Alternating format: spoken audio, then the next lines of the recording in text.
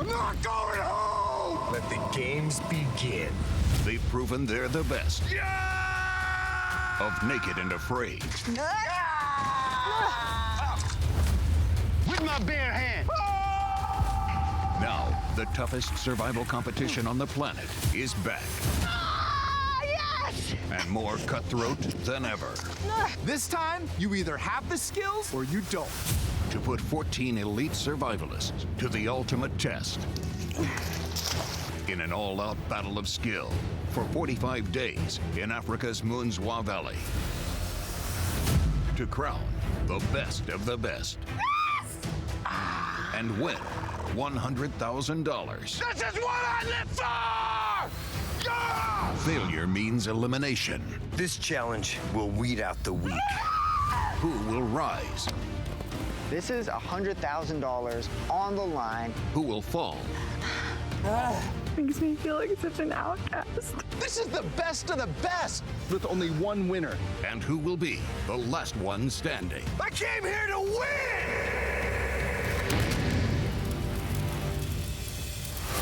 Previously on Last One Standing. Oh, man. This is crazy. The 6 remaining survivalists competed in a water purification challenge. That's what I like to see. That sizzle right there, baby. That sizzle. Jeff was the first to finish, Oh, my gosh. while Gary placed last. Less than a quarter inch shy of overflowing. And was forced to surrender all his tools to the winner. I think that's it. As a reward for winning, Jeff assigned new caps, I want to be partnered with winners. and Jeff's success continued by taking down his first big game kill on a Naked and Afraid challenge, Yes! while also preventing Patrick and Dan from gaining ground. Figured I'd just bring you a leg. Jeff's Impala is a huge food score for them. Meanwhile, Patrick and I, we are getting weaker and weaker and weaker every single day. And with 6 days remaining, the survivalists learned about their most difficult challenge yet. You will leave your fire starter behind and create primitive fire. Wow. Potentially someone's going home tomorrow. I'm feeling extremely nervous. Wow. That beast friction fire was the hardest challenge of all. Wow. This is crazy. Yeah, it is. I thrive off of getting another opportunity. And I'm better prepared for this challenge than I was last time.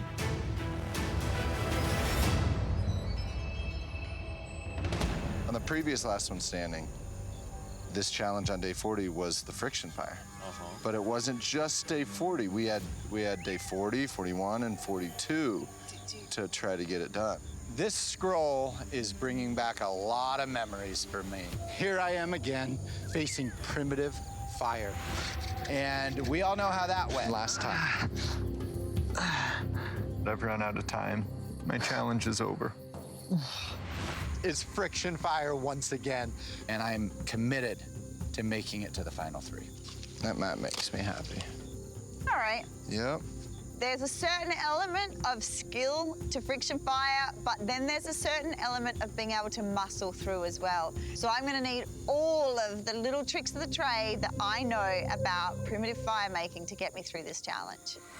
In this location, the 2 most practical methods for obtaining friction fire are hand drills and bow drills. Both require a spindle on a notched fireboard to create an ember. But the hand drill is simpler, only relying on a survivalist's strength and endurance to move the spindle manually, while bow drills use less raw strength but more bushcraft and technique. As the spindle is rotated, wood dust fills the fireboard notch, which combusts into an ember as friction is continually applied. If the ember is successfully transferred to a tinder bundle and fed oxygen, the fire will ignite. If you can do however you want, would you choose hand drill or would you do bow drill? I'd probably try to knock it out with a hand drill first. It requires downward pressure. I don't have the muscles or endurance, especially not at this stage in the game. So the bow drill is the easiest. Hand drill, you mentioned, Kai, that you don't feel good about that one? I'm sorry, Fernie. You're gonna have to get in your own head. I know what you mean. We're at the stage in the challenge where I'm not divulging any of my secrets with my campmates. So any tiny little bit of skill-based knowledge that I have, I'm going to keep to myself because I'm going to need that advantage. It would be like giving the money away to start divulging my bushcraft secrets now. We have a friction fire challenge, and having some wood already prepared is going to give me a little bit of a time and energy advantage in the challenge. I'm looking for a good corkwood baseboard, and this one seems to fit the bill. It needs to be super dry and ideally off the ground so the termites haven't had at it. Primitive fire making. It is probably one of the most technical skills that you can get in bushcraft. But survival's been my life. I wrote a 680-page book on survival. I know a trick or two. Might be able to get a baseboard out of this.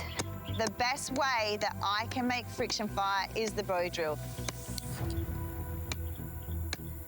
I'd be happier if I had a baseboard prepared, as well as my spindle. The other piece of the kit is the spindle.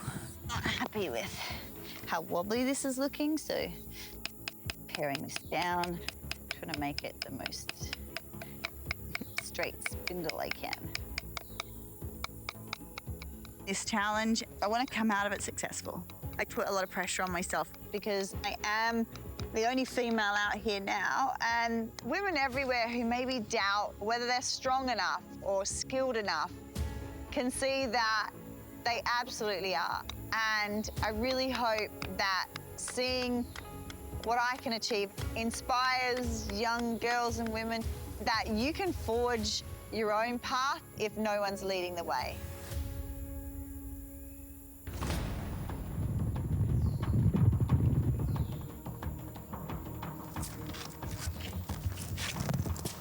It's got a nice curve to it. This looks like it could be a good bow. Here I am again, the challenge that broke me on the previous last one standing. Friction fire.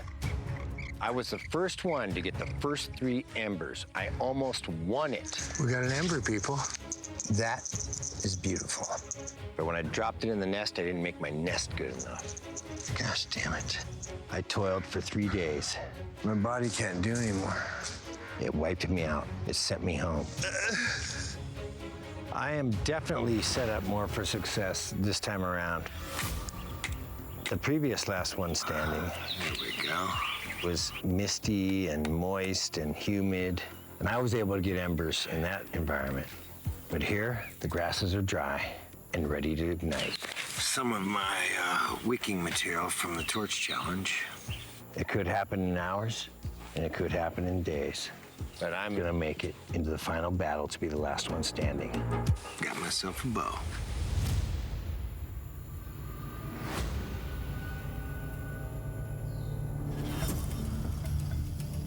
Dan and I are making tinder bundles.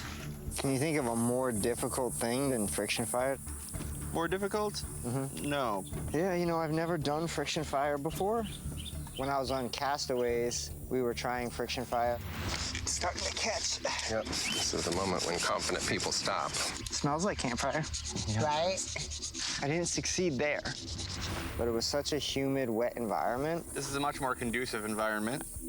I have very, very limited experience doing friction fire. But there's no time to be nervous. There's only time to prepare. You make it a spindle stick? Yeah. If I want to take down these people and be the Legend Slayer, it means I'm gonna have to try to put in more work than them. Hopefully my preparation will give me an advantage over people's experience. I want to get my bow drill kit together. You got it last time. Do you think you pretty much got it definitely this time? I feel good about it. It's not easy, but I beat Jeff and Gary last time.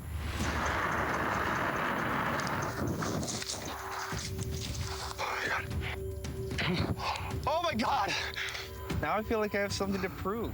So I'm trying not to get in my head about that this time around. Yeah. In the previous last one standing, the primitive fire challenge sucked. It ended up extending for 3 days. And I don't know if I have the strength and the stamina to do that again.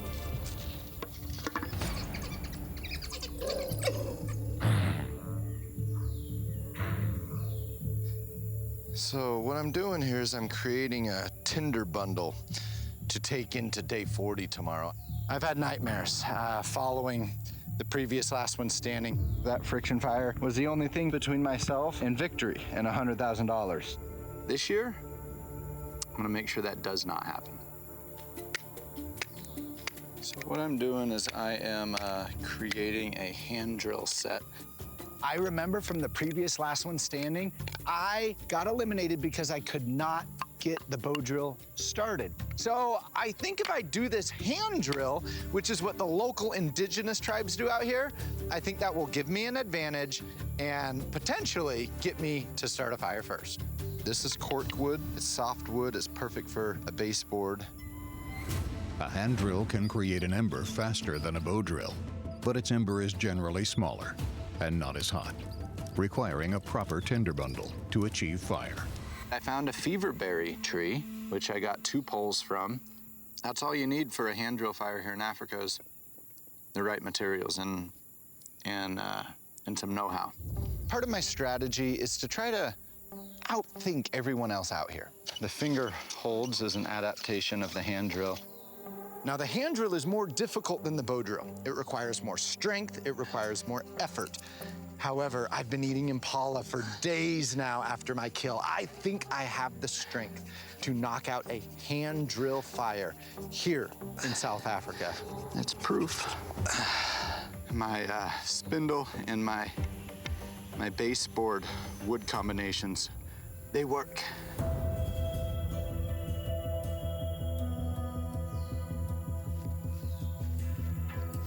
Just looking for the driest grass I can find with 0 green at all.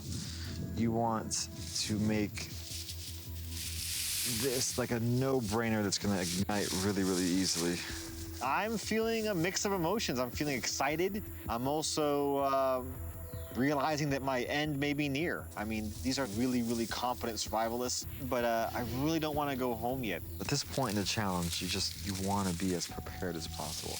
But here's the truth in terms of the friction fire department. I practice at home. Okay, my backyard here in suburbia, practicing my friction fire. I've done it a few times in more of a controlled setting. I think we have a coal. We have a coal. Oh, yep. Chihuahua. Jeez, Dad. Hey, you got fire? I got fire. That was intense. But friction fire is hard. And if I can find any way to make it easier, I'm gonna do that. The easiest way to do a bow drill is using paracord as your cord. And so Patrick and Dan and Kai all got some paracord on one of the cache hunts. I still have a good amount of salt from the trade with Jeff for the Pulaski. Just seemed like maybe an effective trade, get some paracord in my hand. How you guys doing? Really good. Really nice. It's good to see you. You guys want to trade my salt for some paracord? We can consider it. We don't have much salt. Yeah, that's something I might want. Like, we would love salt to be more hydrated, to retain our water better, to, like, be stronger for these challenges. Salt to me is good, but not necessarily critical. So if that P cord can give me some kind of edge, I want to take it. But you guys would be set for the rest of your challenge. You would have all your meals be salted. And then I would just ask in return for like 4-foot piece of cordage. Okay. And a promise that you wouldn't give it to anybody else? Very reasonable, yes. Like, it would have to be a big part of it. Yeah. Because we wouldn't want it to fall into, like, say, Jeff or Gary's hands. Okay. It will solely be for me to bumble through my friction fire. I'm okay with this idea. Right now, Dan and I don't have any salt. And I don't think Fernando has a very good grasp on friction fire. I think you guys will win on salt, and I'll win on not making a fool of myself. Trying to use the wrong kind of cord. Yeah. Giving Fernando some paracord is relatively low risk, I hope, especially knowing the paracord's not going to fall in the hands of Jeff or Gary. But the salt is going to benefit us a lot. Okay, it's the real stuff. The real deal? Yeah. You know, if we have a 3-day extraction, for example, that's going to be grueling. And if I don't have salt in my system, it could severely slow me down. Hope it's not a bad decision. How's that, Fernando? Yeah, perfect. They got my salt. I got a nice big section of P cord to help me with the friction fire. So at this point, day 40, I'm prepared for it. Good doing business with you guys. Yeah, you too, Fernando. Thank you. No, thank you.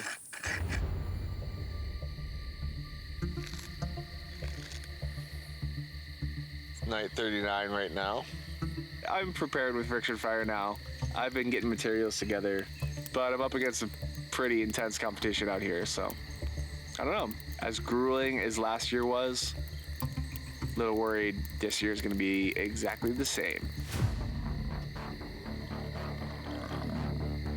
I'm actually in the middle of a little dinner right now as we speak.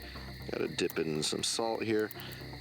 So I'm on cloud 9 right now. Tomorrow's game day. We'll see what happens, but potentially someone in this camp. Kai or Jeff could be gone tomorrow. I could be gone tomorrow. And it just kind of takes it to a whole new level. Tomorrow is a big one for me. Proving I can stick into any challenge for 40 days and thrive. Tomorrow morning, the carnage begins. We're down to 6 incredibly amazing survivalists right now, and we're going head to head. Heads are gonna start rolling.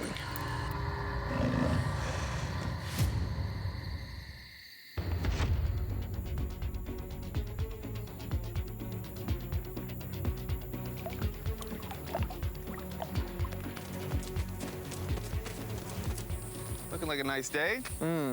I think I'm gonna bring everything here. Got my cordage, my fire starter, 3 tinder bundles. Looking good. Yeah. Nobody, I think, has prepared as much as I have, but preparation is nothing compared to experience, and that's what I lack right now. I got my paracord, spindle sticks. A lot of this depends on the skills you come into this challenge with on day 1 and your strength in the moment. I am confident in the skills that I walked into this challenge with, but I'm depleted, I'm tired. It's not gonna be easy. All right, I'm about ready. I am too. Better put this hair up because things are about to get real. Ready to go? Yeah. Let's do it. I try not to put a lot of pressure on myself on days like today. I think survival's 80% mindset, 15% skill, and 5% luck. And so today, my luck might run out, but I'm hoping that with the right mindset and a drizzle of the exact right skills, I could be here at the end of the day. Welcome to day 40. Right? Most people, they get to a day 40 and they're like thinking about going home, but we're about to battle tooth and nail to try to survive this. To stay. To stay, yeah. Instead of going home. Big day. Yeah.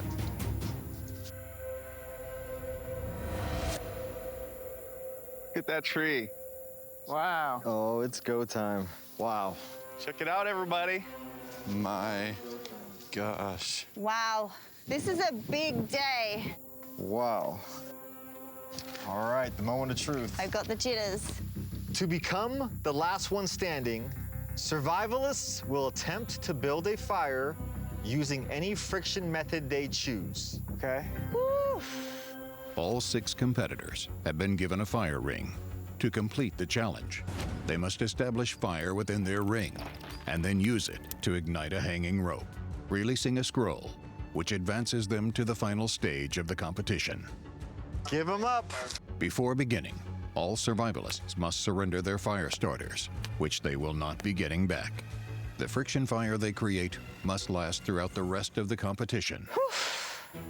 When 3 have succeeded, the remaining survivalists will be immediately eliminated. Wow. Triple elimination. Wow. 3 could be gone tonight.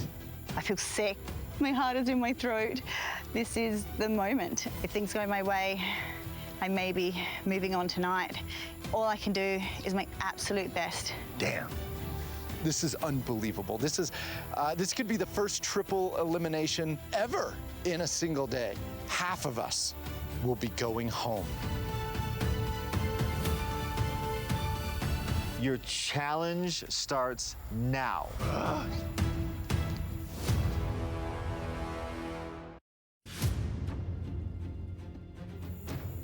Your challenge starts now. The survivalists are competing to make primitive fire. The first 3 to complete the challenge will advance into the final stage of the competition. think we're way more up against the clock than we were on the previous last one standing. There's at least 4 of us that know how to do this. Gary knows how to do primitive fire. He could get this quick. Jeff could get this. Kai is gonna make this happen today, guaranteed. Kai's written books on this stuff. Good luck. You too. I don't think Fernando or Patrick really know primitive fire very well. Every part of this calculation needs to be perfect. I already have a hand drill kit already built. So right now I'm just collecting some extra materials just in case, and then I'll get to work. I believe everyone else out here is going to immediately make a bow drill. Well, that's gonna take some time. Meanwhile, I already have a hand drill set ready to go. The finger holds as an adaptation of the hand drill. You put your thumbs through, and this allows you to not have to stop the hand drill. Normally, your hands would get all the way to the bottom. You'd have to pause and reset your hands up top. But it also allows top-down pressure. And in friction fire, pressure is everything. Creating a coal with friction fire takes a lot of energy. You only want to do it once, so the biggest thing is having everything ready so that when that coal ignites your tinder bundle, you don't waste that coal. First thing you need to do is burn the baseboard in. This will be the real challenge. I'm using corkwood on corkwood. I've never tried corkwood, but it feels just right. It's light enough, and the texture of the wood looks like it would probably work well for a bow drill fire. So I have come prepared. I have a corkwood drill and a corkwood baseboard. I'm making a notch here and then shaping my spindle. The friction fire is the Super Bowl, the World Series, to becoming the last one standing. And right now, the adrenaline's kicking in. This is gonna be tough. But I have everything I need. I have elephant dung. I have cordage. All I need is that ember. I want to have as little bit of wind coming in here as possible. I claimed the first fire ring. I've pretty much pre-made everything except for my bow, but I found a piece I would like to use. I've done more preparation than others here in this challenge. And now it's time to send some people home. Gathering enough grass to light on fire. With my skill level and my experience, we're gonna light this baby on fire. Let's do this. This isn't always about how good you can crank or how physical you are, but if you have the right wood, the right fireboard, and the right spindle, that will give me an ember. Maybe a spindle here. There we go.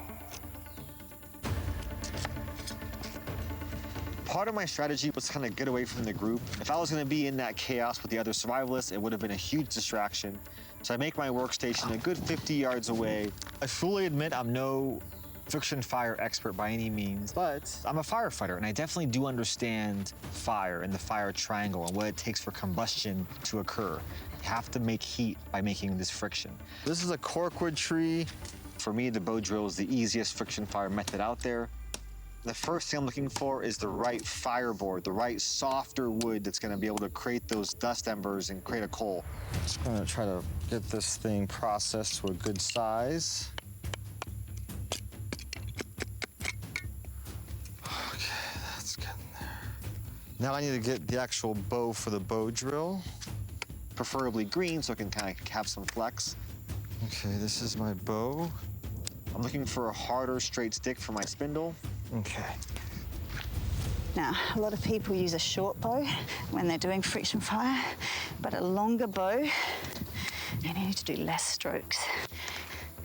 And people use bent bows as well, but in my experience, I prefer a straighter bow. It just enables more rotations per stroke. This is the moment of truth to see if corkwood works with corkwood. Spindle seems to work well. I just need to see if able to get smoke already. That's a really good sign.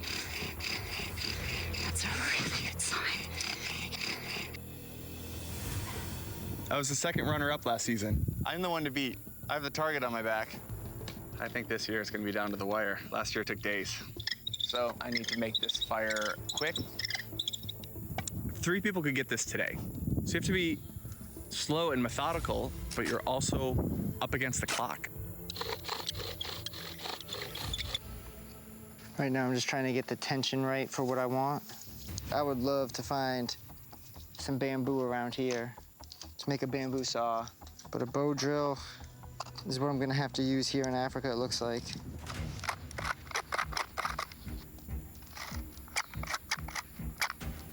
Try a hand drill for a little bit until I can find a different bow, maybe.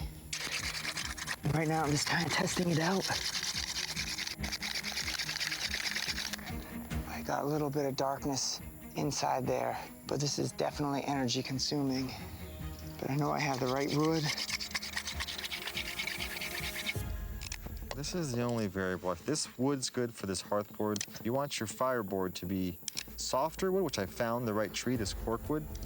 I just don't know if this spindle is gonna do what I want, so I'm gonna do what's called a burn-in, and I'm just looking to see if this thing gets any charring going or any burns. We'll see. Mechanically, everything looks good. Always at the forefront of my mind on these challenges are my 4 kids and my wife, my family. Like saying, go, dad, go, dad, go, and they would be cheering me on. So at this point, my family is front and center in my mind, and I'm using that as motivation. Okay, I've got a lot of smoke. When friction heats the fireboard beyond 800 degrees, it will smoke, burn, and char. But a notch full of wood dust is needed to create a glowing ember. All right, I smell it now. That's looking good, dude. I'm feeling the pressure. I see Jeff's board smoking next to me. I made a decision to be calm and cool, but it is starting to build. I think I might have a coal. I got black. I got smoke. I gotta ramp this up. I gotta hurry. Yeah, baby. It's getting real. Woo!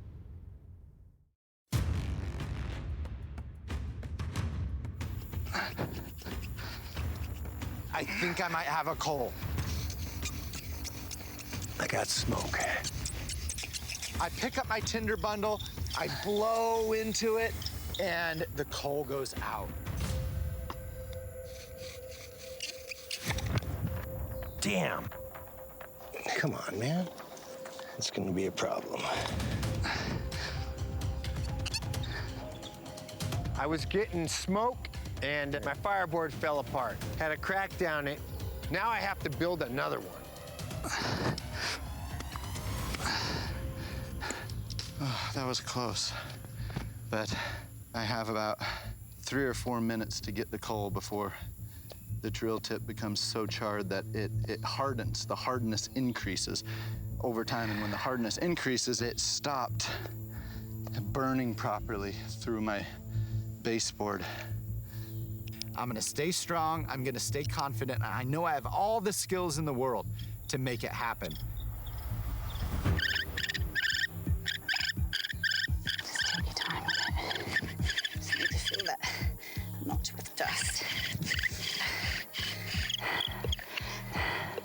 I need to be pushing down harder, and I need to be spinning faster. And I'm really struggling with that. I'm getting tired. It's gonna catch on fire.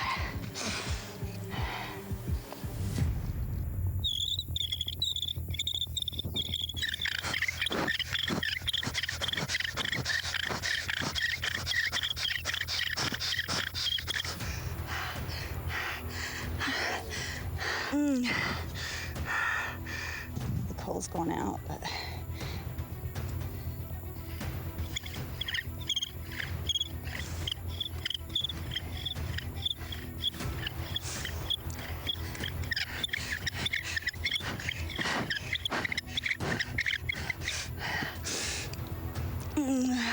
I'm so close to getting a coal, but I don't have the muscles. 40 days out here, I'm a bit fatigued, so usually I'd be able to just bust one out.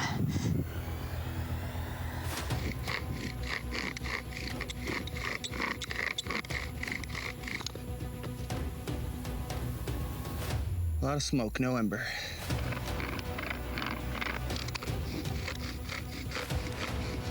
A lot of smoke. I just need an ember, not smoke.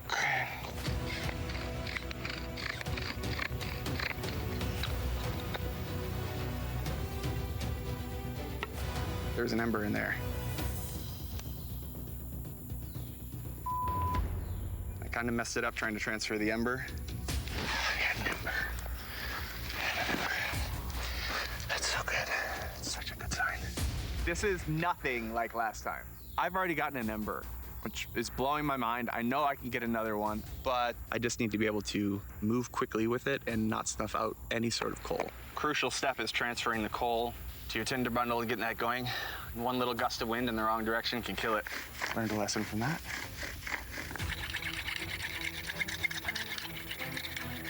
You can see already my hands are starting to wear from using the hand drill. I think I'll take a minute to get my fire ring set up. Let my hands cool off a little bit.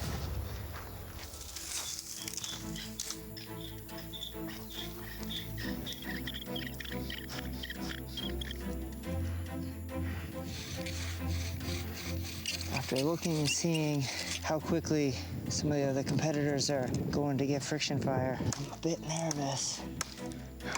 I'm gonna try to find a different bow that I can use. Right now, I'm just kind of looking for a Y stick. I'm gonna try to fashion my bow so that it's short, but I have a lot of good cordage room. There wasn't enough gap between the two ends. I don't feel like I had enough control. Let's try this. As Patrick has abandoned the hand drill, all competitors are now using the bow drill. Except Jeff.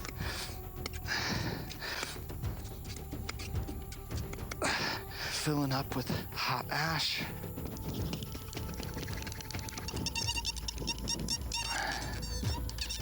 I might have it.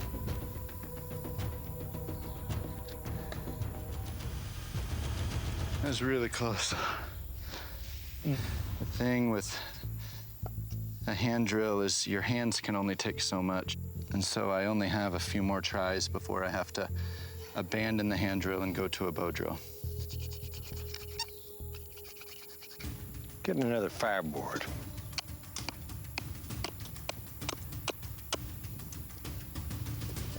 My first fireboard started falling apart. I had to cut another fireboard. And the second one is good. I picked the perfect wood. I got it now. I got it dialed in. It's smoking, it's making embers, it's looking hot.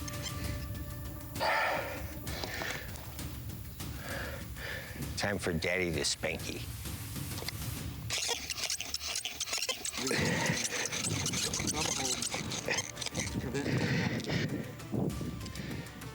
Damn, so close. I got my ember going, but when I tried to clear the ember, the wind would blow it.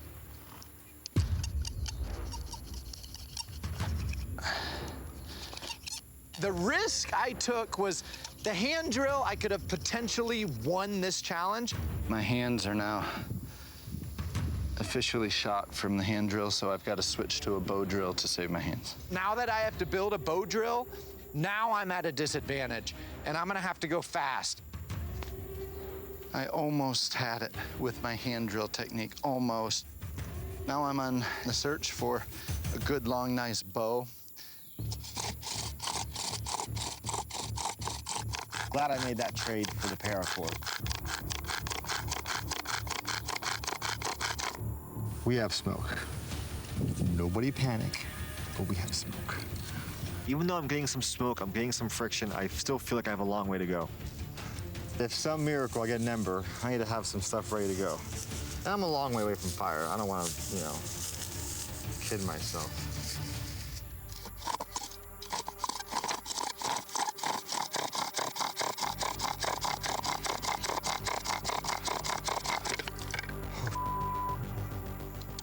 Ooh, that's hot. That's really hot. Maybe I kind of do know what I'm doing. I'm tired. This is day 40. My arms are exhausted. I sit back, think for a moment, and analyze everything I know about making friction fire. I know that my body recovers quickly in between lots of energy exertion. So after drinking some water and resting for a second, I'm ready to go. Kai has ground a store of wood dust in her fireboard, but must now create enough friction to bring it beyond 800 degrees.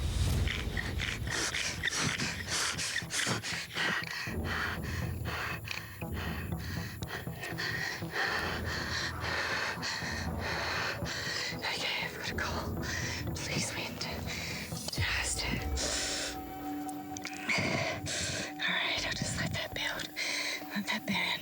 Once the ember has formed within that dust, you gotta give it about a minute, and all of that dust will coalesce into a massive coal. Come on, stay with me. Stay with me. Okay.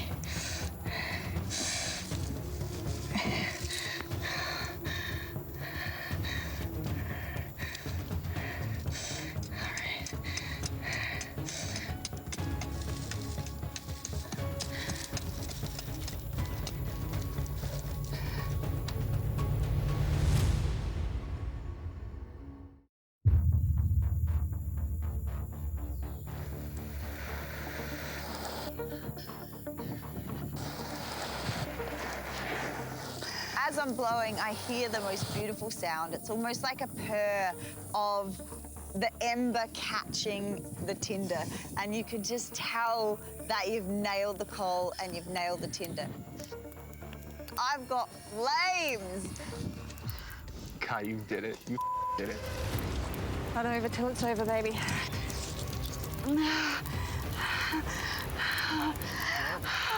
You won, girl. You won it. You won it. You won it. But yet, stop saying that. It's not over till I get that root burn. In order to secure her position in the final three, Kai must transport a flame from her fire ring to the rope and burn it to release a scroll. That fire is not going out. Sounds like Kai has got her friction fire going.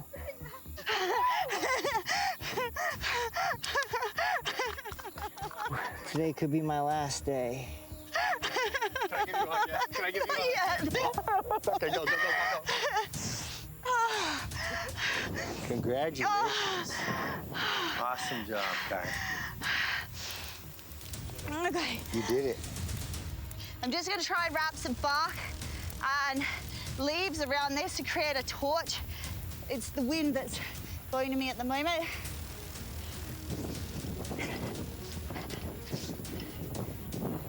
Gotta light this fuse.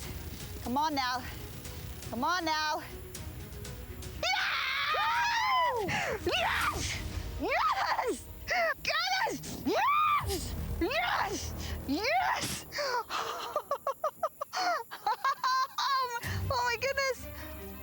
Congratulations! You have earned a spot in the final three! My great to the X on day 43. Amazing.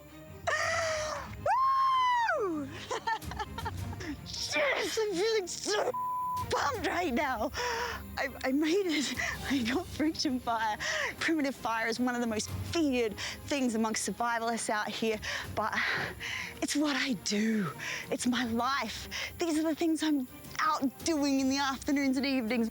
This is big for me. It's big for women in the outdoors. It's big for anybody who gets told that perhaps this isn't the thing they should be doing, that they should be sitting in camp and boiling the water. Let me tell you right now, we have the ability to do anything we want.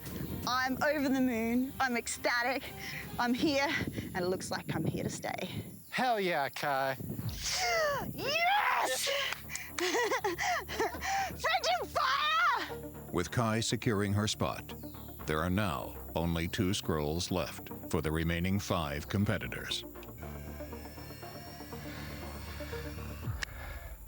I got 3 embers so far, man. There's a little fear of being broke by this competition again, but not really. I could tell. I'm gonna get it this time. Using the shovel here as a base kind of stabilize this whole thing. This is the block that holds the spindle. Typically use a piece of like green wood on top, but the baobab may be superior. I'm just kind of fine-tuning it. If you rush friction fire, it's never gonna happen. So trying to stay as calm as possible throughout this whole process. I knew this friction fire was coming up. I did my best to prepare for it. People can sit at home and they think, oh, I got my fire starting kit. I know what I'm doing, done it before. Come out here, survive 40 days, and then do it. Then we'll talk. Come on, guys. You got this. I wanted Kai to be in the final 3, but it raised the stakes a lot. You know, there were 4 of us out here in my mind that have a lot of experience with friction fire, at least, and it's Kai, myself, and then behind that, Jeff and Gary. And so far, that's how things are playing out. I know it's not time to slow down, so I bear down a little bit harder at it, apply a little bit more pressure, and I start to see a little bit of smoke.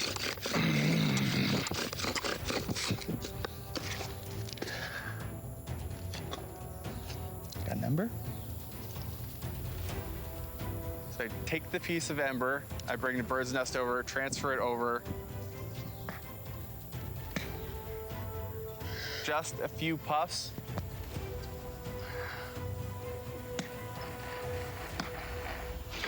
And it goes up in flames.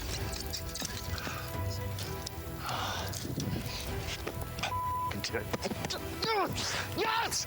Yes! Woo! Ah! Okay.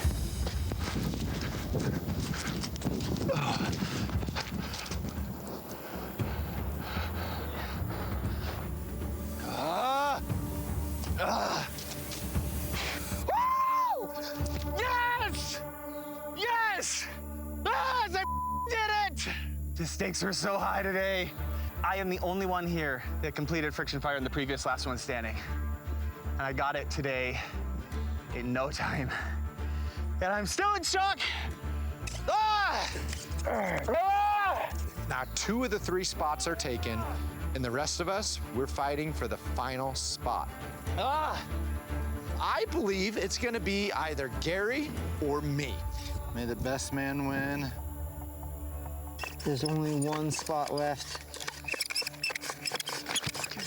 Oh, Kai! We did it! Maybe somebody else got it too. These challenges will expose your bushcraft skills. If you can't do friction fire, you're gonna be eliminated. If I want to win this thing, I know I can leave nothing on the table. This is when you go 1,000 miles an hour. It's time. It's time to start sending people home.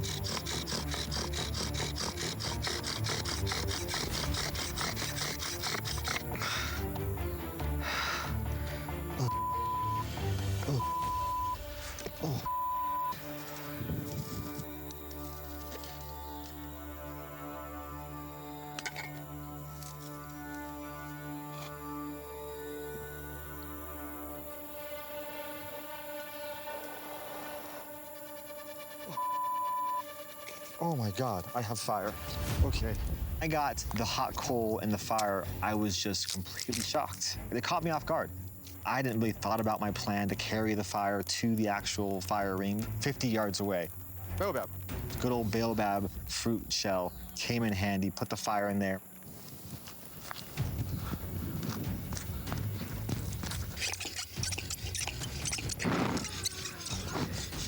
I swear I can taste it. Come on. It's gonna be me or you, Gary, and I want you to know I love you. Either way.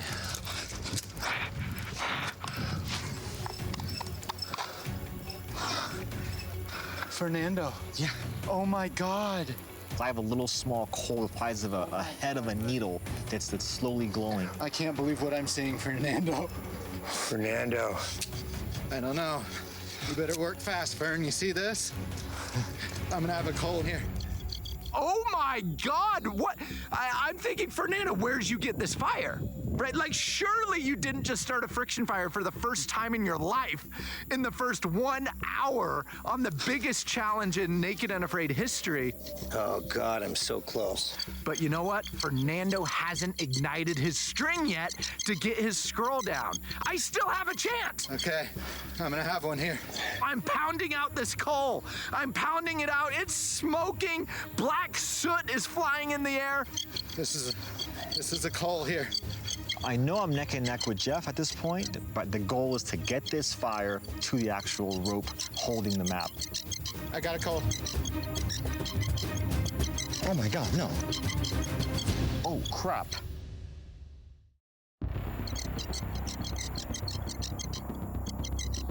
I got a coal. I am so close. It's not over yet. It's not over yet.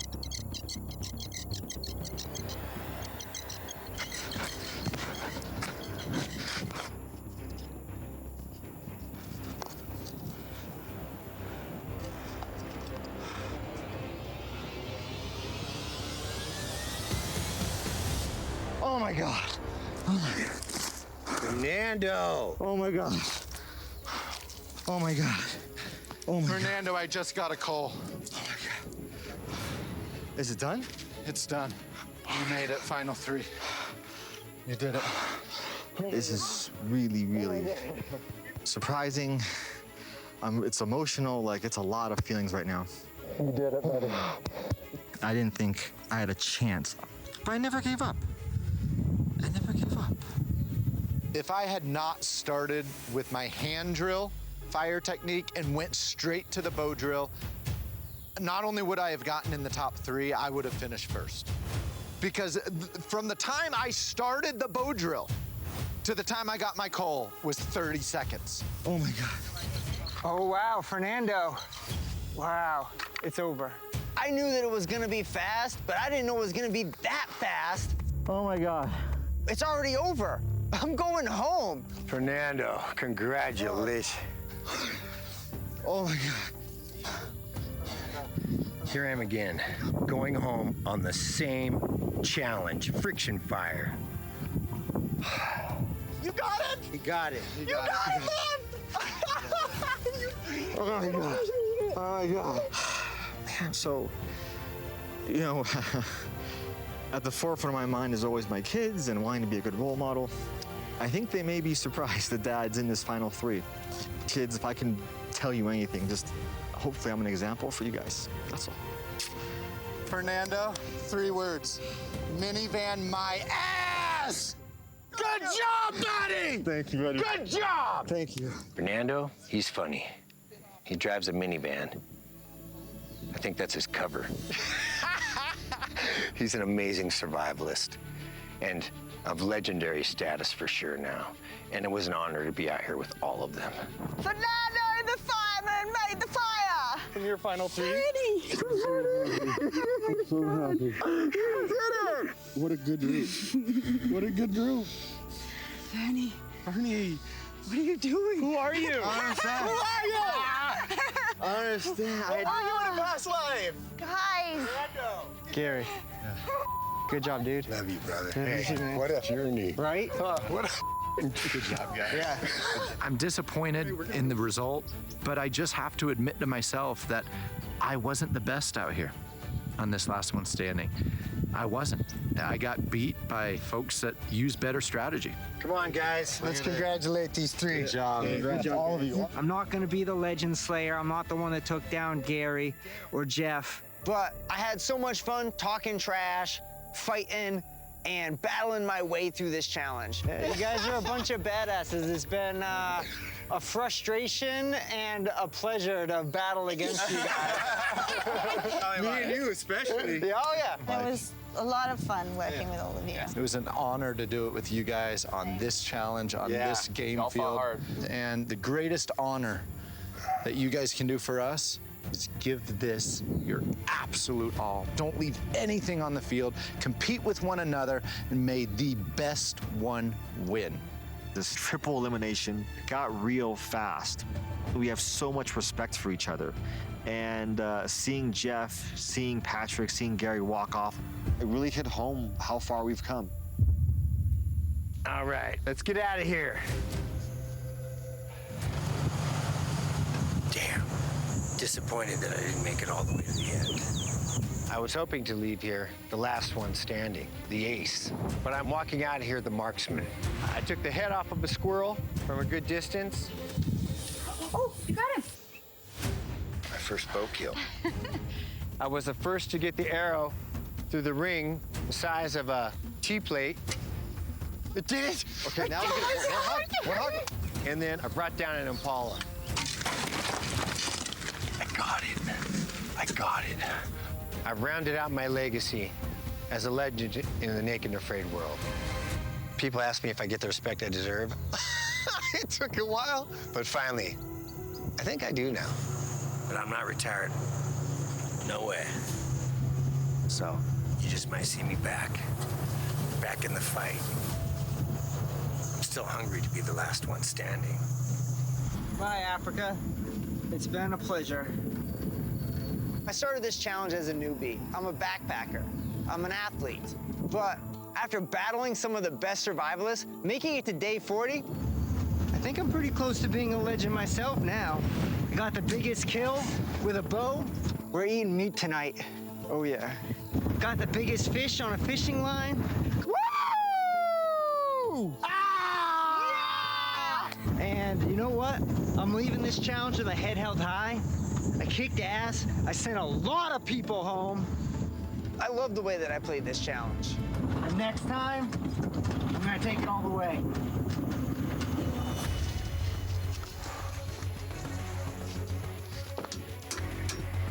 I gave it my absolute everything. And how can I be upset at that? And it's not the winning that I live for, it's the competition that I live for. And this was 40 days of some of the greatest competition I've ever experienced. And if this is the last time I put on this Naked and Afraid satchel, I know that I've given these past 10 years every ounce of my heart and my strength. From the deserts of Madagascar on my first 21 day, where I bit off lizards' heads, to my first 40-day challenge in Colombia, where I killed electric eel after electric eel, to my first 60-day challenge in the Philippines, where I caught eels and fish and dominated, to my second 60-day challenge in the swamps of Louisiana, to my first last one standing, where I came up one coal too short, to this last one standing, where I feel like I completed my journey out here on the savannas of Africa. 286 days in my Naked and Afraid career. And you know what? I wouldn't change a damn thing. This journey is complete for me. And I'm coming home.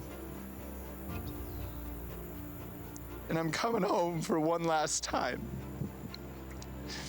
Thank you for believing in me and supporting me for a decade. I'm gonna put some clothes on now and get a real job. So for the last time in my 10-year Naked and Afraid career, this is what I live for!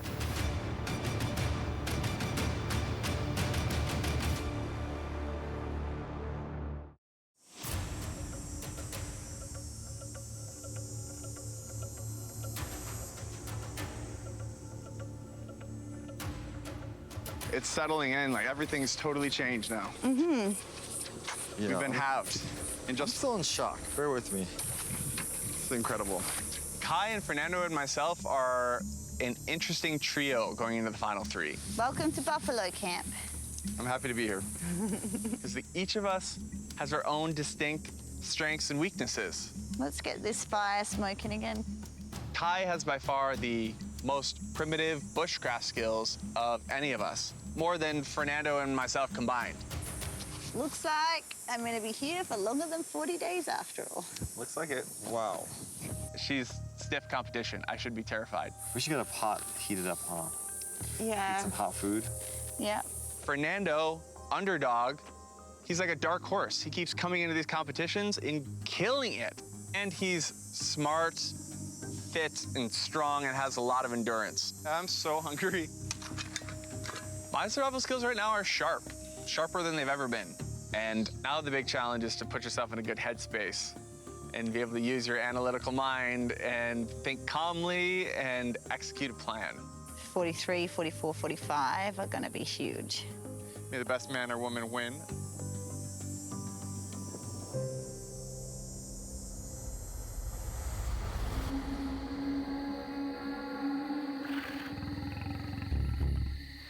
Man, what a day. The old friction fire. We knocked this thing out of the park. I can hardly move my arms, my forearms are wrecked. I'm hoping I recover quickly. It all worked out. I'm totally shocked. Pretty amazing to still be lying out here under African skies. I am the first and only person to be in this position twice, racing to the finish on last one standing. But we're migrating to an X on day 43, and if my experience has taught me anything, we're beginning a grueling migration and a fight to become the last one standing. So now we'll try to get a little sleep.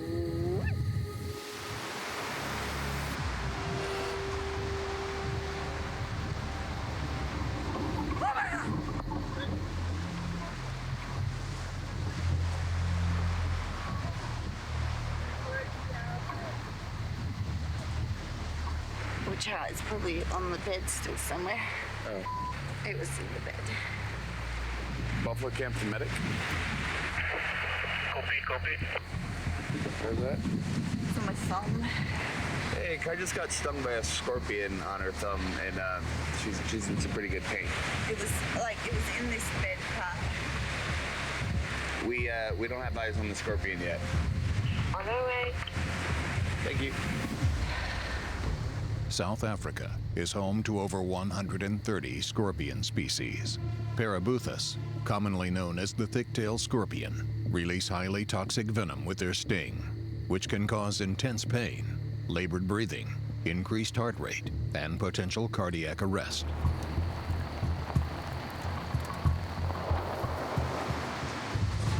Hey. Did you see that thick-tail? Didn't see anything. Really. It was on my back and I just went to brush it off and it was under the hide. Yeah. It's just immense pain. Yeah, of course. I can't move this stuff because it's swollen like a little sausage. Yeah. But, and like some pins and needles through here. Yeah. But, Okay. If it was a parabutus, which is the one that we're worried about, right? It would be like way more swollen, and you'll also feel it traveling up. Yeah, it felt like it was going up at first, and I just held on really, really tight here, and then it stopped. Are you? Yeah, I'm fine now. Yeah. Are you sure? Yeah, just throbbing thumb, but yeah. Thank you. Since Kai's condition is not worsening, the medics determine that it is unlikely to be a thick-tailed scorpion sting, but they will continue to monitor her condition.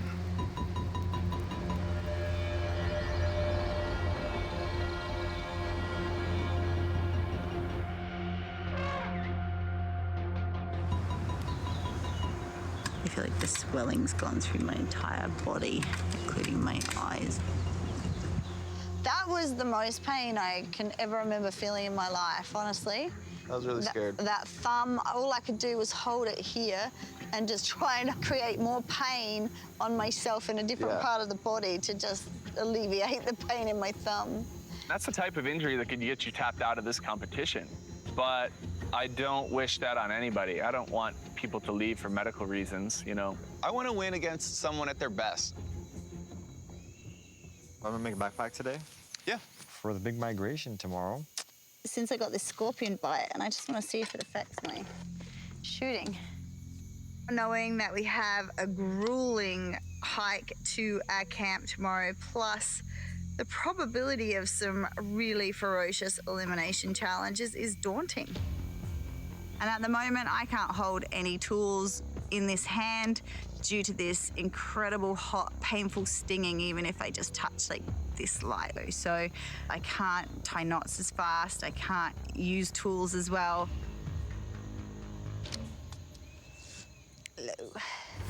That makes me worried about shooting my bow if there's any archery in this competition.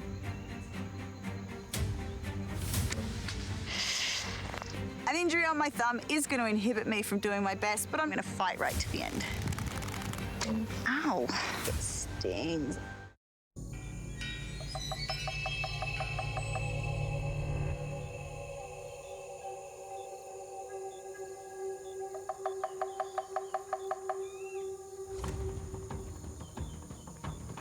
You guys want to take a look at this map?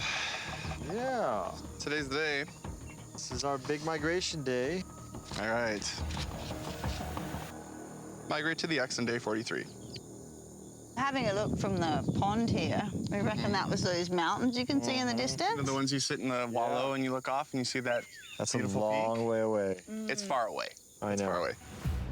Kai, Dan, and Fernando must make a 10-mile journey northwest, where they will experience 1,000 feet of elevation change as they navigate passage through a rocky outcrop of the Soetpansberg Mountains to arrive at the X on their map.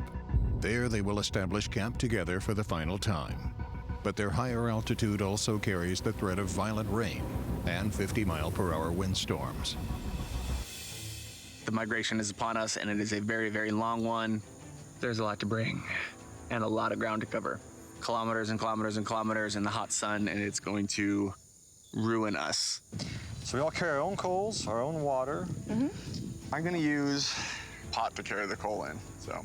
Yeah, I'm probably going to try and strap everything to my pack to have my hands free to manage the coal. Yeah. It's so hard because you want to travel light as possible, but even my basics are already pretty heavy, you know? I always bring too much, but definitely the hides. Yeah. Definitely the hides. I mean, this weather, at any second, this could break. It's pretty unpredictable. Should we load up? Yeah. Get moving.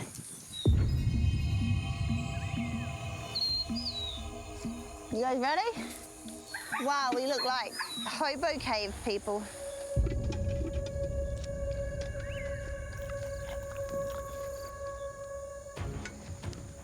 Oh my goodness. Hey, look, that's the ridge line. Yep, that's definitely where we're going. Go to the mountain. Go to the mountain, she said. Makes it easy. My thumb, unfortunately, is not doing amazingly. I have to carry a coal. That's going to be my greatest challenge. The wood out here is pretty unpredictable, and I don't want to be left out without a fire at night here. So my focus is going to be keeping this coal going until I can get to the campsite tonight. Oh my gosh.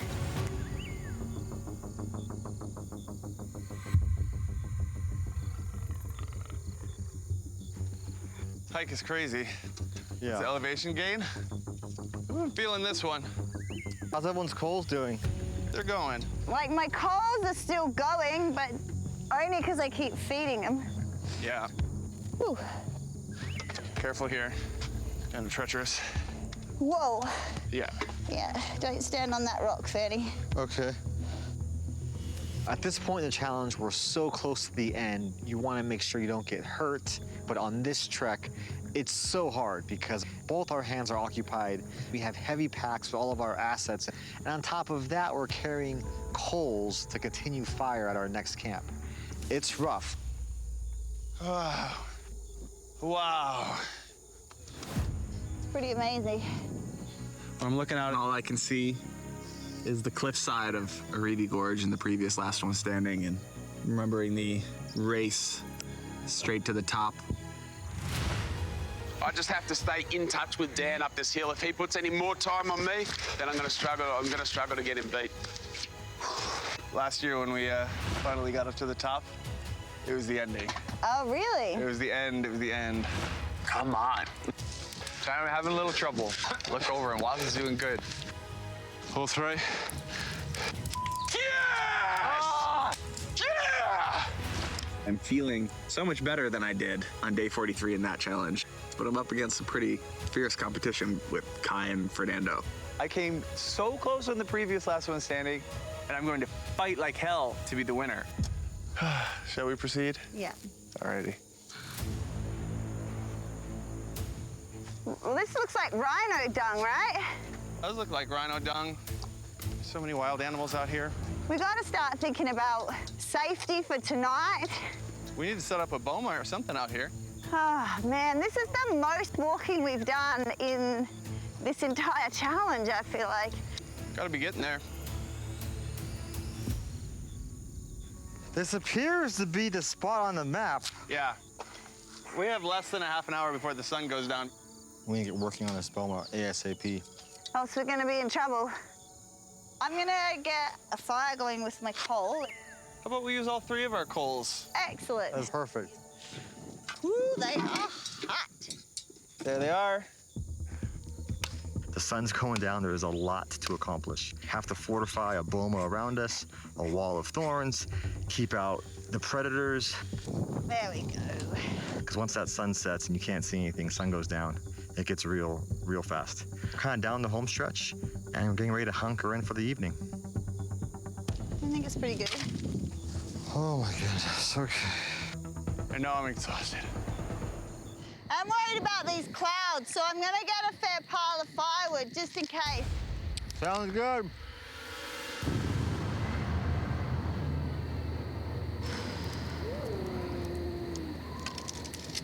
Thank you.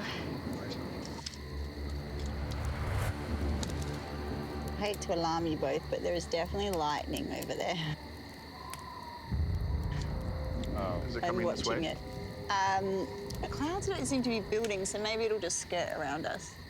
Great.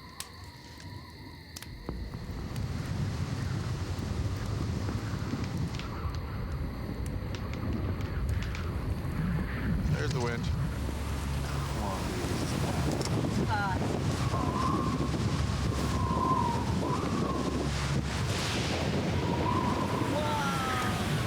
That was crazy!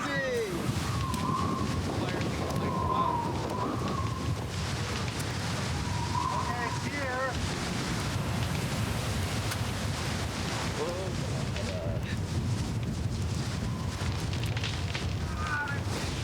I've never seen lightning like that. We don't want to lose the spike. That goes out. That's good. Right.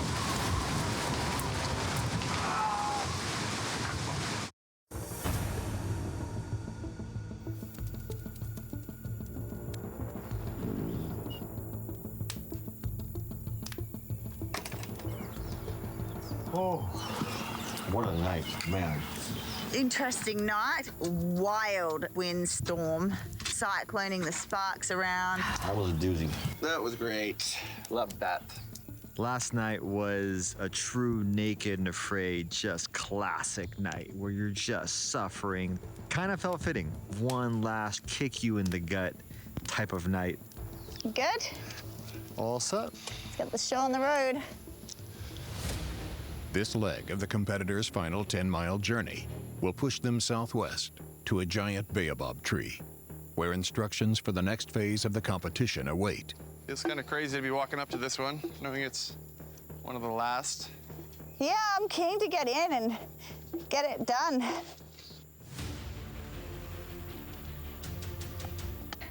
Okay, to continue, you must reach new heights by crafting a retrieval tool to collect a satchel from a ledge.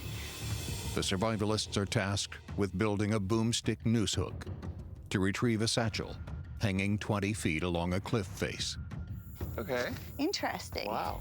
Boomstick noose is an essential tool to grab really anything that you don't want to grab with your bare hands.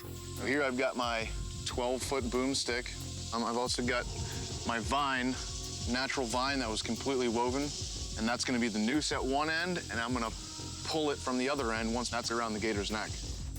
Boomstick noose hooks give their user an extended reach for hunting dangerous prey or grabbing resources from an unscalable terrain.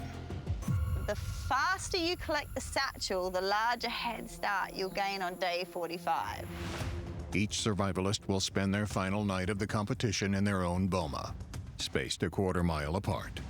On the morning of day 45, competitors will race from their camp to the site of the final challenge, giving the winner of today's challenge a quarter-mile advantage over second place and a half-mile advantage over third place.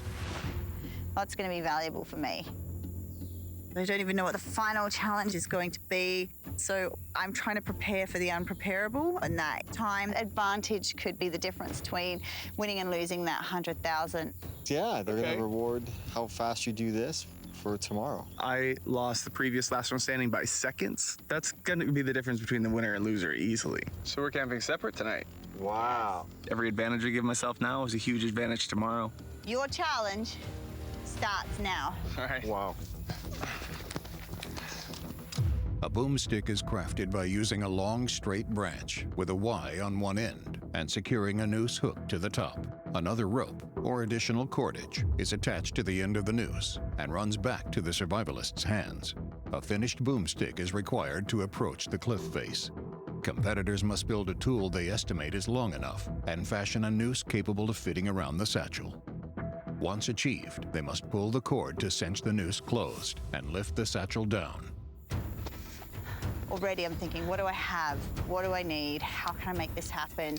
Looking for a long, skinny branch. I immediately look for some long branches I think would reach. I want to avoid cutting down a green one because green ones are way heavier. They're full of moisture. Oh, that's live, oh, Fernie. What's that? You broke my stick. Never mind. I'm going for it. Make no mistake, I am going to go hard. And I hope to give them a run for their money. I'm confident in my skills. I know I have what it takes to win this whole thing. What are you trying to get? Taking this stick. It's gonna be some serious competition today. You know, even though we're friends, we're competitors, we're not holding back. It could be tough and it could require a lot of strength. It's pretty heavy, but it might be long enough. Okay, try and keep the longest bits intact. I have a heavy, thick branch, twisted, not ideal. There's no light, straight sticks here. I have to have a stick that's long enough, but I also have to be able to lift it. And I find two pieces. I know I can lash them together, and because they're dead and dry, they're gonna be really light. Feeling good. Gonna carry these down. Start bushcrafting a little bit. No, I've never made a boom sling before, but I get the concept.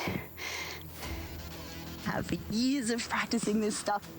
My noose can sit here. This noose works like a small game snare, and I've made plenty of those in my time.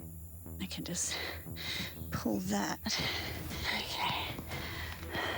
Hoping like hell it's long enough. I've made my noose large so I can get it up and around the satchel, but then the larger the noose is, the more it collapses on itself. It's such a delicate balance.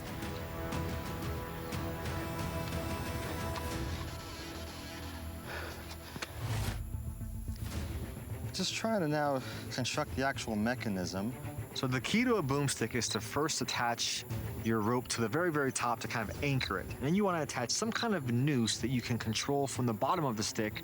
As you pull that rope from the bottom, it tightens the noose around whatever you want.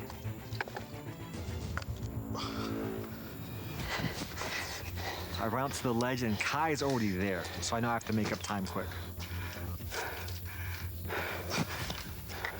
Touching. Trying to make sure I can get the loop over the back.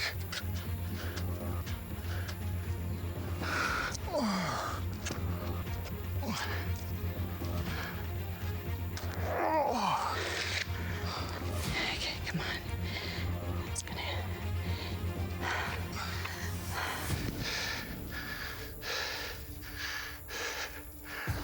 Lashing two sticks together. I'm using a section of paracord for a boomstick noose. Kai and Fernando, they're using big, thick rope. But paracord typically stays strong and firm. Trying to tie some noose knots here. That'll make it so when I eventually get this loop around something. I can pull the paracord, and I've got it. The loop will go up, and it'll cinch around it in a very small area. Make a little noose knot. When I pull this, it'll cinch it in really nice and tight. I'm trying to make sure I have something that works right the first time. I can pull from the very bottom. I've been guilty of over-engineering in the past, but in this challenge, if you take the time to do it right and use your analytical mind and think calmly and execute a plan, it can be the difference between winning and losing this thing.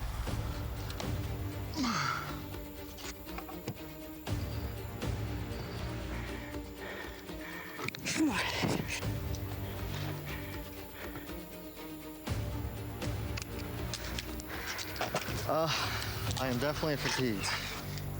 Okay, I'm feeling good.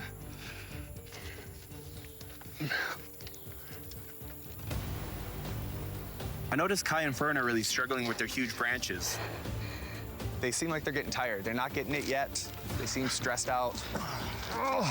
Maybe they don't quite have it right yet. Maybe I still have a chance in this thing. I'm focusing on winning that advantage.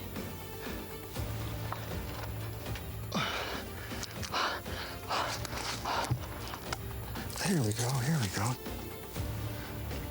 Oh my God. That was so close.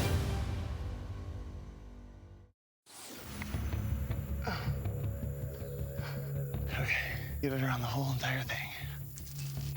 Dan, Fernando, and Kai are fighting to retrieve a satchel with a bushcrafted boomstick noose hook. At stake is an advantage in the fight for the title of Last One Standing.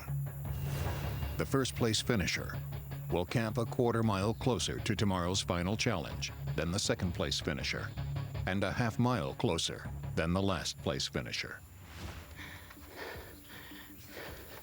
I can't get around this. Gotta make sure I can, have a good spreader bar. It's not the skill set that you bring into a survival situation that's going to get you through. It's your ability to problem solve your way through whatever's going on. I need to figure out a different tactic. I'm going to try and fortify the top of the boomstick with a small branch so it can keep the noose open. I'm using some of my paracord to lash the branch to my stick, creating this larger Y. I'm hoping this does the trick.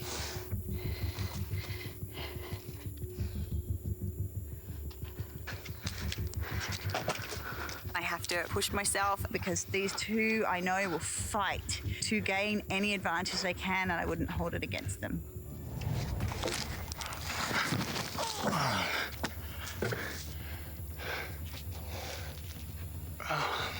I need every advantage I can possibly have going into day 45.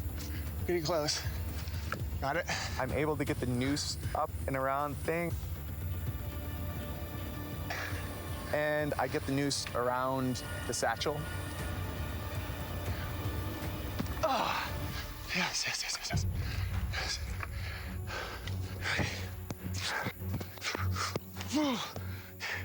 Wow! Oh.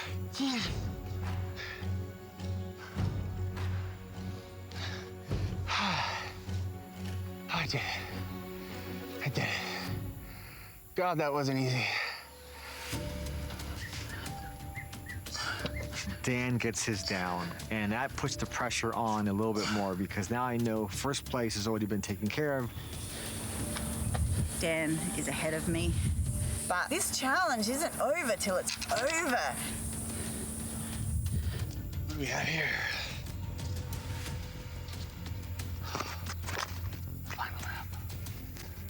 Head to your new campsite based on the order in which you retrieve this satchel.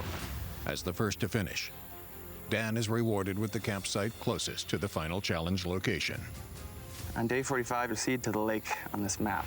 There, the coal they've carried since day 40 will play a critical role in a flaming arrow showdown. Shooting flaming arrows, it's a fire challenge. But none of us have our fire starters, so I'm gonna have to sprint with my coals tomorrow.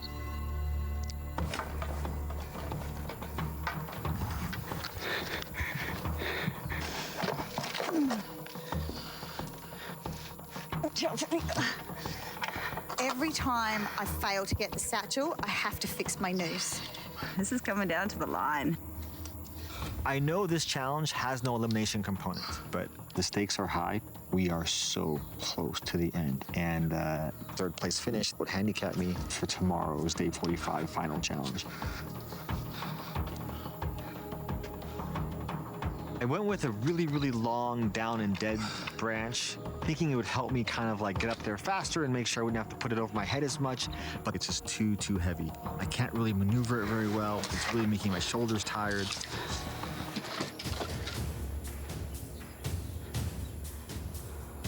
Oh, come on. Come on. I've got it cinched.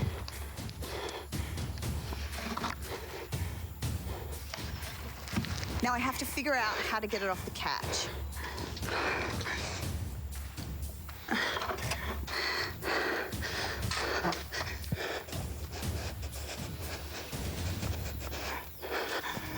Got it? Oh, I got it. Oh my God. She finished. Whew. That required a lot of strength. Always said I don't have to be first on these challenges. I just don't want to come last. Well, now we're getting to the stage where I need to come first. Head to your new campsite based on the order in which you retrieved this satchel. So that's second for me. All right, well, I'm gonna get to my camp. I gotta get a boma set up. I gotta get enough firewood to get me through the night and get my coal. Okay. Let me think about this. Oh! I'm gonna do a little bit of a reset. I feel tired, my shoulders are exhausted. I blew it on today's challenge, and my biggest fear is that ends up being what cost me this competition. Oh.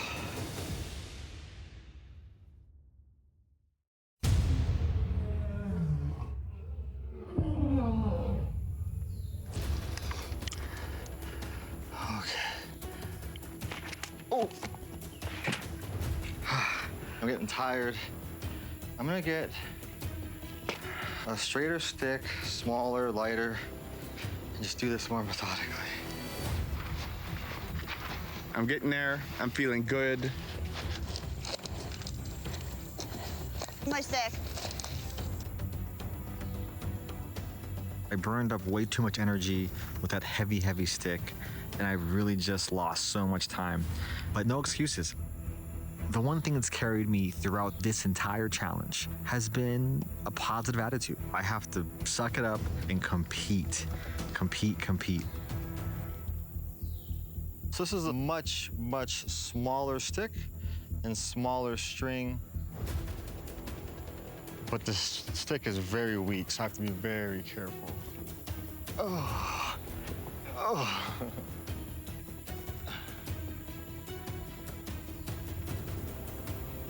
I have it cinched. Give me. Oh, God, yes. Oh. Got it. Took me a while. Last place on that one. I have some work to make up tomorrow. Head to your new campsite based on the order in which you retrieved this satchel. I came in third place, so I'll be there for this camp out. On day 45, your challenge begins at sunrise as you proceed to the lake on this map. In the last challenge, competitors must use a coal to make fire, then shoot a flaming arrow into a pyre in the lake to become the last one standing.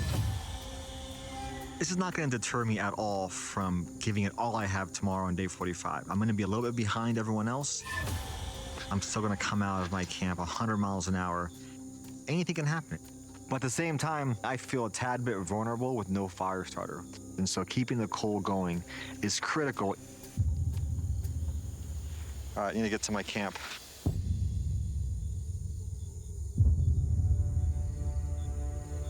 This is the end. Trying to keep my mind clear and focused is going to be the biggest task now. And even with all these advantages that I have, I'm still sweating it. Kai and Fernando are right on my heels. Anyone could take it tomorrow. I think last season I was pretty in it as well, but at the very end, in that fire competition, right around here, I know it. I let my mind slip. What cost me was that damn cash. Found something. Got it. Cost me minutes of time that I could have been using to start a fire. I gotta keep my eye on the prize this time. In every moment, remember to just think of strategy.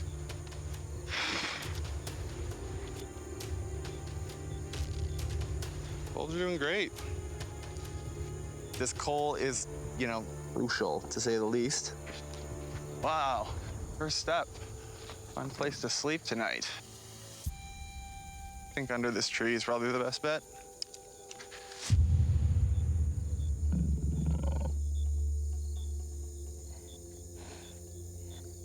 My hands and arms are so tired from that last challenge. I can hardly hold my pot of coals.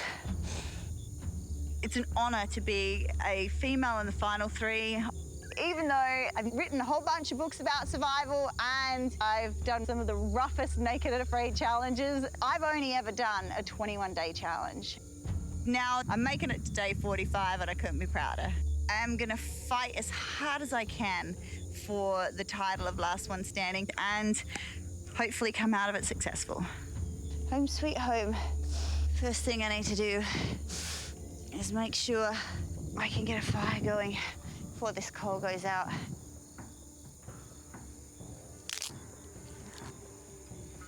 The challenge tomorrow depends on me having fire tonight.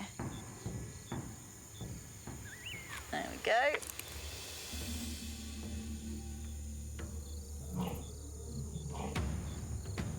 Oh my gosh. That challenge was hard. I was going at full throttle for a long time. I am exhausted. I'm gonna get my fire going sooner than later because that'd be a disaster to lose these coals. We have fire. The goal is to keep fire going all night. Oh my gosh. No rain at the moment, but it could happen at any time. I just have to survive this night.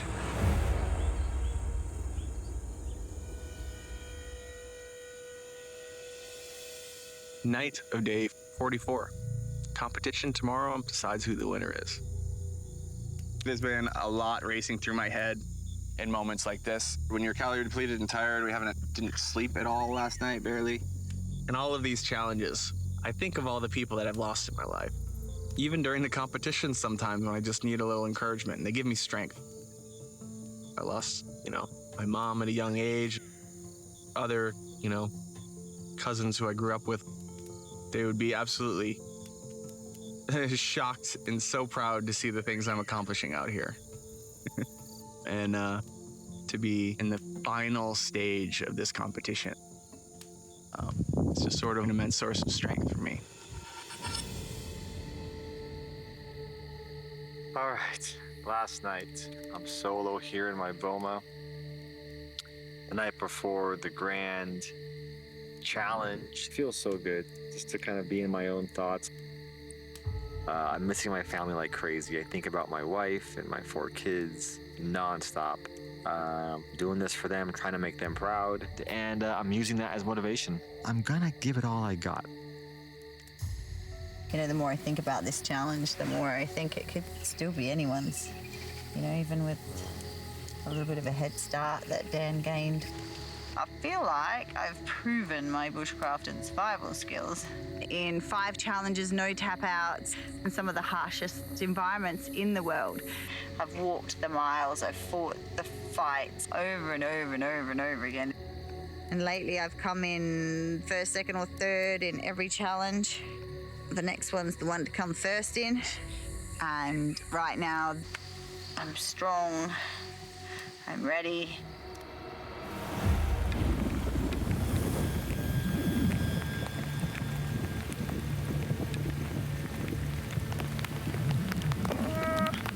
Oh no, this is coming down hard. Rigged up a little roof here with my second hide. just so that the rain won't get to my fire or put it out. It's like Mother Nature pre-ordered this weather just for the challenge. Oh my God. I have 2 hides and I'm struggling to keep everything dry right now. All of my tinder and wood for a challenge involving fire.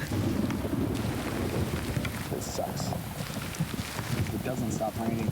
I don't know what I'm gonna do. Of course it's raining! Ah! Been fighting to keep the fire going.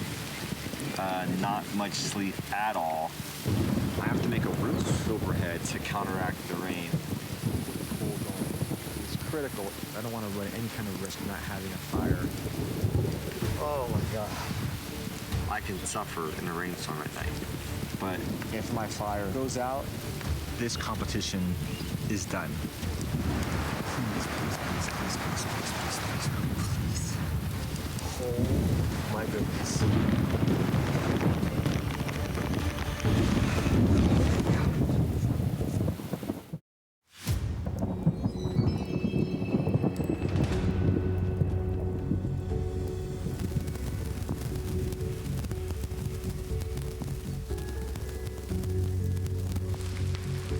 It has been a rough night.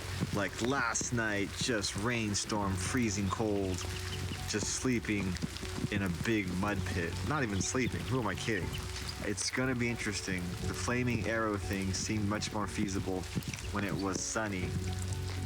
At this point, it's gonna be a little bit tricky. I know I'm leaving today. The question is, am I leaving the winner? Stop raining! I can't believe this is day 45. Good thing I'm able to keep the fire going. But now with all this wetness, it's going to add a big unpredictability factor, and that factor could totally eat away at my time advantage if I do this wrong. Sacrificing being dry right now so I can keep all of my tinder and wood dry. Wish the rain would just let up for a second. Day 45.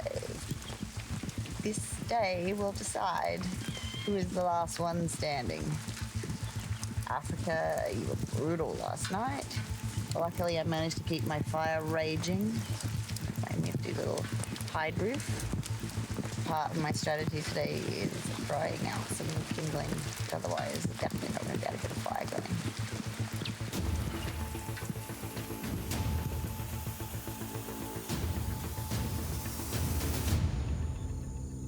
The rain's letting up a little bit now. I have my coals going to take with me to the challenge and just doing some last minute packing up, but feeling really, really good. It's day 45, but I still have some unfinished business. I want to go hard on this last challenge. So if I want to win this thing, I know I can leave nothing on the table.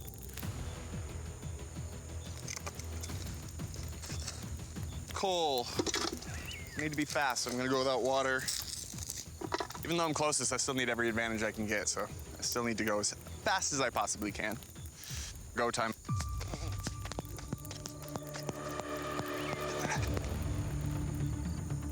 I've got everything I need. My coal's ready. Just gotta grab my bow and I gotta get on the road because Dan will most certainly be ahead of me.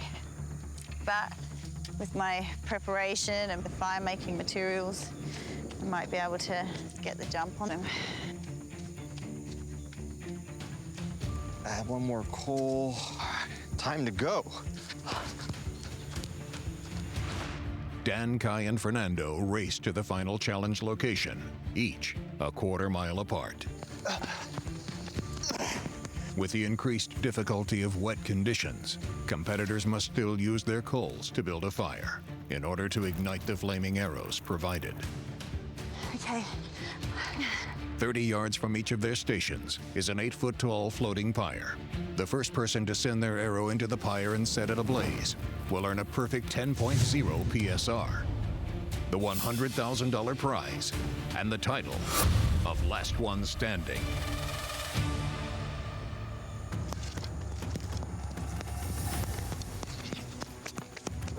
Firewood is down here.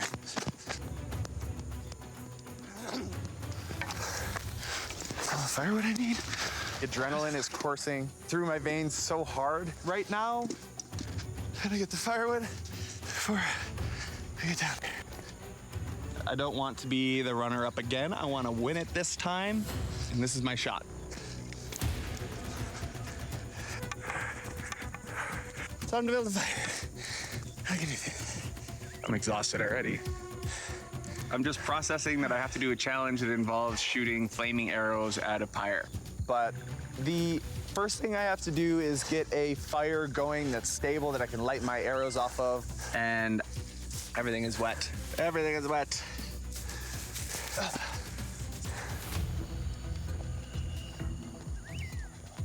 The race is on. I have to get down to the lake. Dan's ahead of me, Fernando's behind me. Just gotta be careful not to trip. These coals are super heavy. I know Fernie's hot on my tail, but I brought some tinder and dry wood myself, so hopefully that'll make a difference. I'm just working so hard to catch up, making good progress. I've had some comebacks before, I've had some close calls before, and so in my mind, it's still anyone's game. I'm still in the challenge. Dan's blowing on his fire already. I mean, it's just pure mud here. Hopefully with the stuff that I've brought, I'll be able to make a good base and get a fire going.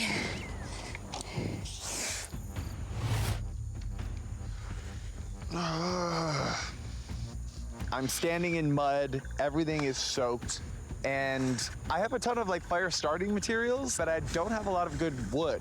And all the wood out here is soaked. The true player out here is Mother Nature. It totally rules your experience out here, and if you're not prepared for it, it'll take you out. Oh, no. I always do say, try and anticipate everything with survival. I did dry off some wood this morning.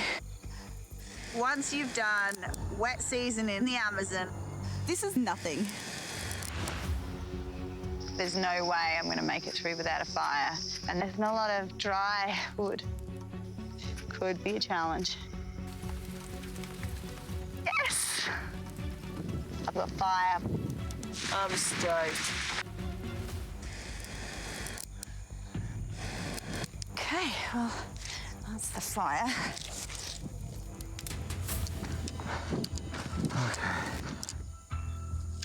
I have to really hustle and start a fire.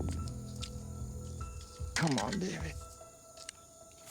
I just want to get these arrows flying as fast as possible to increase my odds of winning.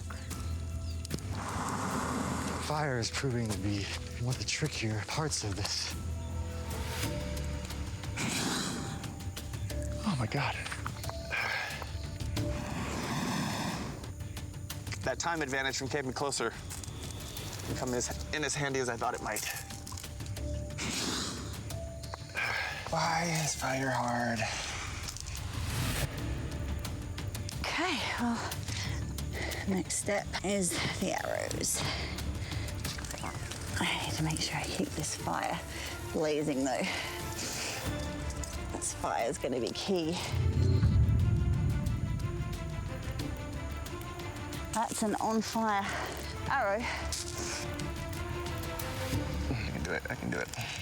So close. I look over though, and Kai is ahead of me. Kai is a beast. This could be a $100,000 shot right now.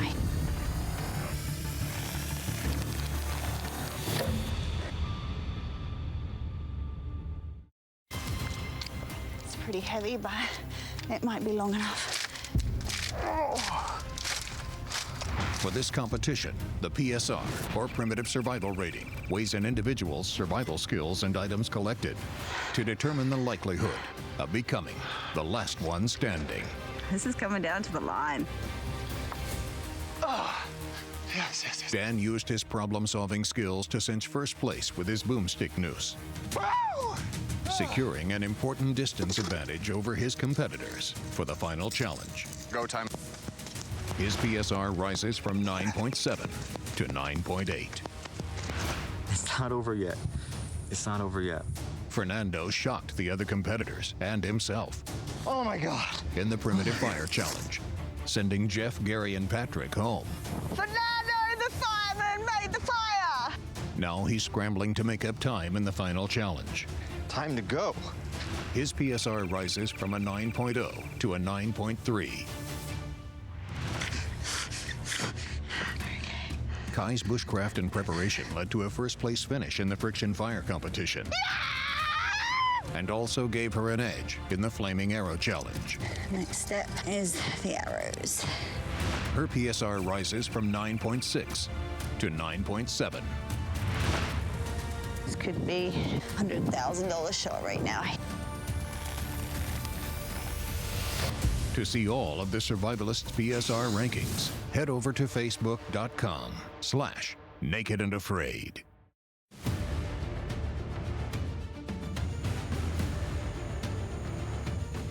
That's an on-fire arrow.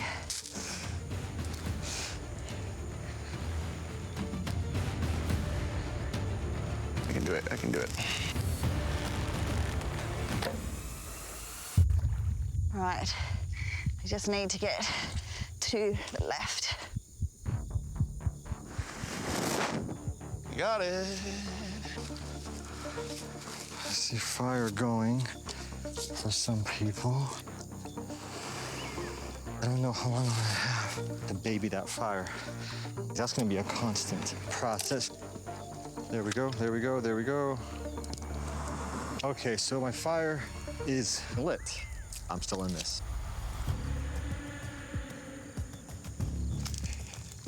The weather is clearly playing a role, and having to take all the time to start this fire and keep this fire going, it's really leveled the playing field. Keep the arrow shaft from burning while also making sure the wick is well burnt and well on fire and isn't going to go out when I hit launch. Don't burn your bowstring, Dan. It's a long shot.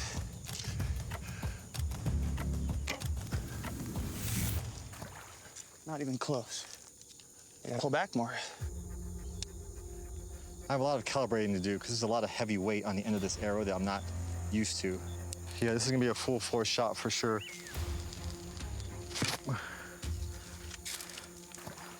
Short, short. I have to leave the arrow in the fire long enough to catch, but not too long to break my arrow. Oh, that's progress. I feel like I'm getting the hang of it. That was a decent shot. Just need to show that I deserve to be out here, that women have a place out here. We can adapt, we can overcome.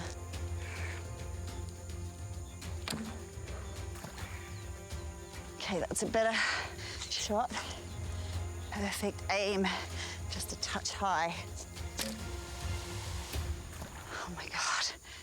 Going out in the air.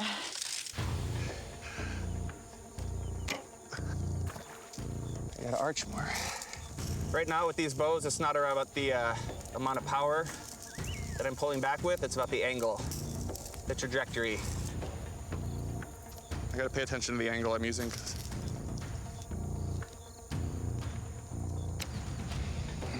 45's too high. 45's a little too high.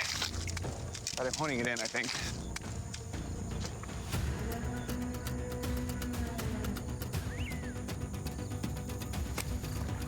Oh my God. I think I'm getting closer. I got the shot, I just need to keep replicating it. Aim's getting better, but their flames are going out, so I need to hold it in longer, I think. Man, this fire is going out. If I lose the fire, it's game over for me. Better go fast. People are firing every second. Every second I wait, this challenge could be over.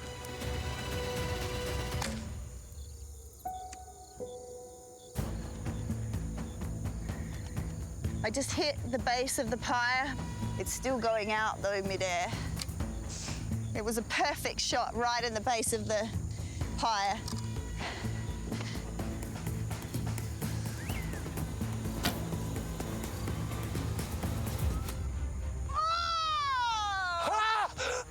Dad, you've done it! Yes! Yes! Good. Woo! Oh my God! Ah! Oh, I got it! Ah! Ah! $100,000. That's life-changing. And my life's gonna be totally changed because of that. My family. This is huge. For a gay man to win the world's toughest survival challenge. That means a lot. That says so much to so many people. Dad, you did it!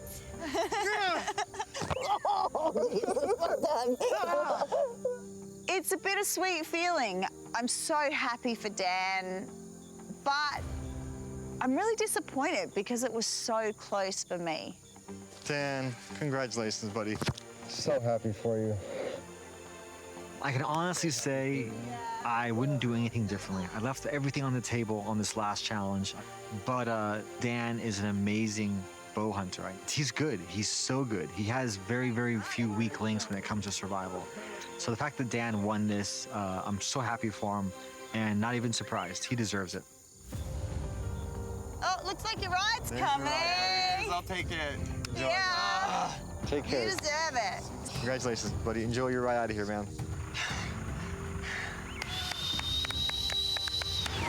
Yes! Last one standing!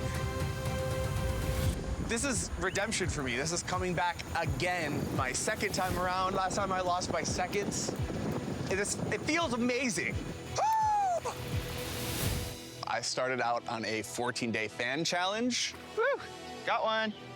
And then I did challenge after challenge after challenge. God! Bow hunted, freaking dome shot.